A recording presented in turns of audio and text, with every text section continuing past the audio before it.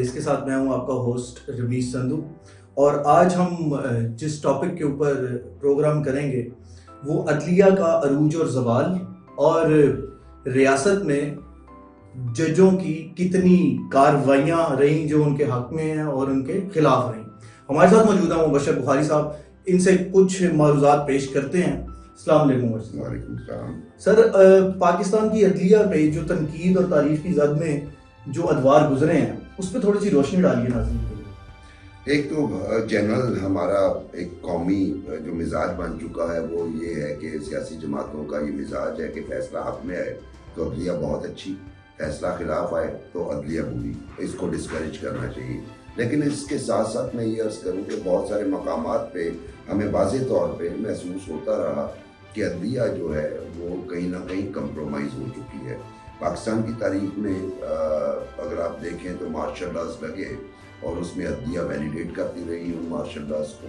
اس کے بعد ہم نے دیکھا کہ بہت سارے لیڈرز کی پولیٹیکل وکٹمائزیشن ہوئی یا انہیں سیاسی انتقام کا نشانہ بنایا گیا۔ بہت پرانی باتیں ہیں جو ہم نے بزرگوں سے سنی اور سینئر ہمارے جو جرنلسٹ تھے ان سے جب ہم بیٹھا کرتے تھے تو یہی باتیں سنتے تھے۔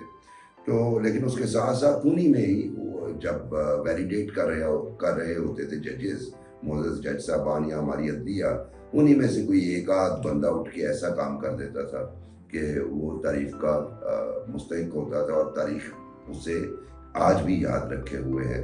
تو ایسے بہت سے کردار ہیں، لیکن مسئلہ یہ ہے کہ عدلیہ جب تک اپنا آئینی رول، میں بار بار کہتا ہوں کہ افلاطون نے کہا تھا کسی ریاست میں عدل کا معیار دیکھنے کے لیے یہ دیکھنا ہوتا ہے کہ ریاست کے 3 ادارے فوج، عدلیہ اور مقننہ یعنی پارلیمنٹ اپنی اپنی لمٹس میں رہ کے کام کر رہی ہیں کہ نہیں، اور ان میں سے کوئی بھی اگر اپنی لمٹ کراس کرے گا تو عدل کا توازن اس ریاست میں بگڑ جائے گا۔ تو پاکستان میں انفارچونیٹلی یہی ہوتا رہا ہے، اور میں سمجھتا ہوں اس میں عدلیہ کا ہمیشہ سے بڑا اہم، آپ پازیٹیو کہیں یا نیگیٹو کہیں، رول رہا ہے۔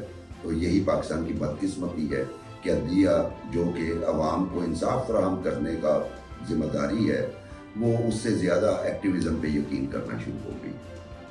سر، یہ ریسنٹلی ایک ریمارک آیا تھا کہ آئین ہمارا دروازہ کھٹکھٹا رہا ہے، اس کے اوپر تھوڑی سی روشنی ڈالیے۔ ماضی میں بھی آئین نے بڑا دروازہ کھٹکھٹایا، تو آپ کا اس بارے میں کیا خیال ہے؟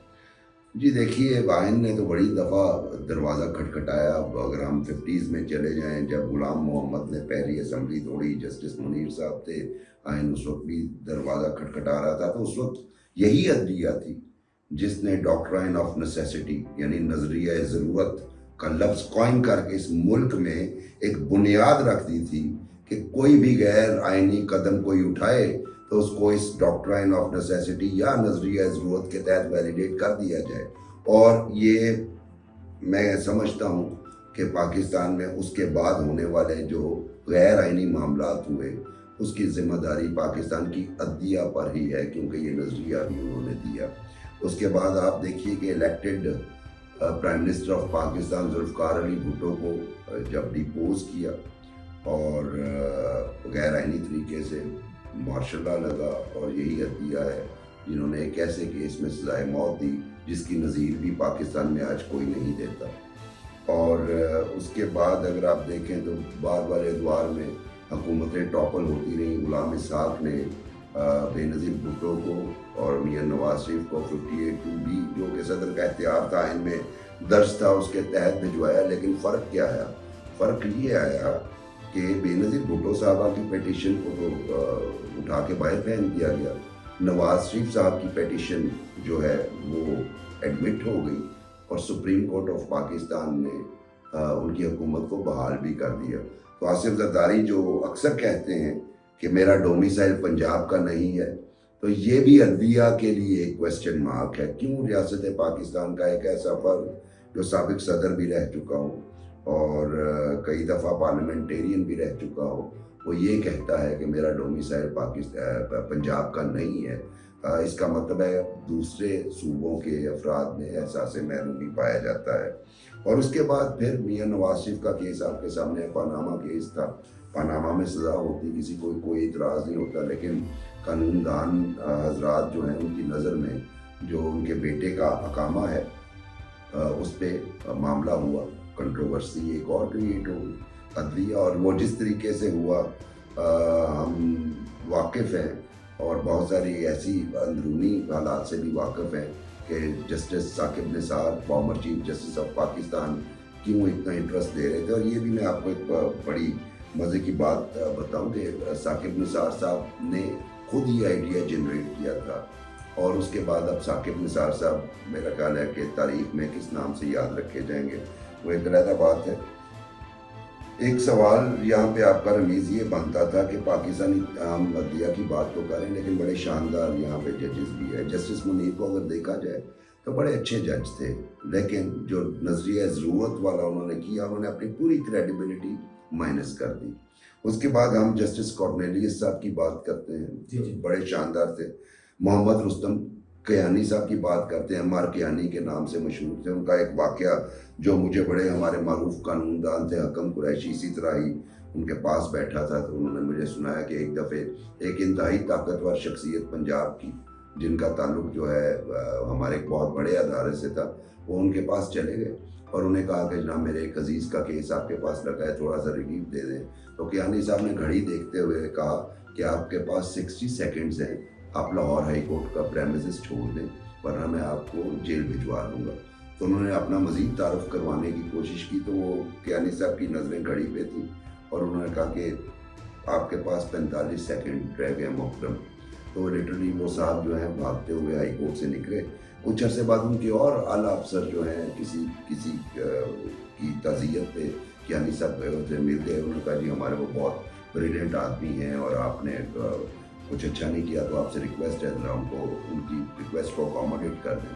تو کیانی صاحب نے فرمایا کہ جو جواب ان کے لیے تھا وہی آپ کے لیے ہے, اگر آپ آئندہ مجھے اس طرح اپروچ کریں گے تو میں آپ کو بھی جیل بھجوا دوں گا. تو ایسے لوگ اب کہاں, ایک نام ہم ہمیشہ بھول جاتے ہیں, جسٹس کے ایم سمدانی. جب ذوالفقار علی بھٹو صاحب کی بیل کوئی نہیں لے رہا تھا تو کے ایم سمدانی نے حوصلہ کیا اور بیل لے لی, اور اس کے بعد 3 دن 4 دن بعد غالباً بھٹو صاحب کو دوبارہ گرفتار کر لیا گیا تھا. سمدانی صاحب کو پنشمنٹ کے طور پہ پہلے بھیجا گیا فیڈرل اور پھر انہیں بنا دیا گیا سیکرٹری لا. اور ایک دن جنرل ضیاء الحق صاحب جو ہیں وہ سیکرٹریز کی میٹنگ کر رہے تھے اور جنرل صاحب نے انتہائی اس میں نازیبا گفتگو کی, اور اس کا ایک فقرہ یہ تھا, جہاں جو حضرات ادھر بیٹھے ہیں ان میں سے جو زندہ ہیں وہ آج بھی تائید کریں گے, کہا تم لوگ اپنا کام ٹھیک نہیں کر رہے, میں تم لوگوں کی پتلونیں اتار دوں گا. اور سب بیوروکریٹس پہ سناٹا, خاموشی, اور ایک آواز گونجی, جنرل آج تک آپ اپنے ادارے میں لوگوں کو کام ٹھیک نہ کرنے پہ کتنی دفعہ ان کی پتلونیں اتار چکے.